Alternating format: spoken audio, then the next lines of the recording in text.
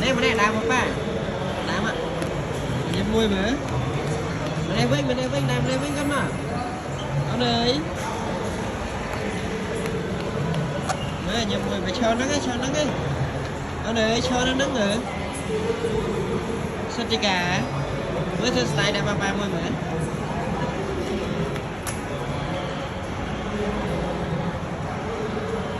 Dạ, đẻ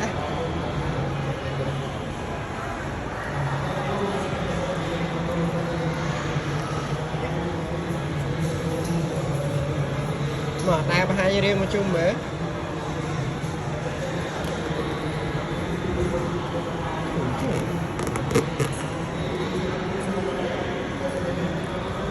cho nên thì ấy nó nắng đấy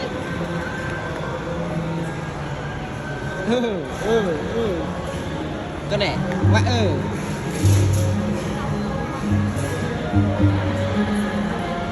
con nào bạn đấy quá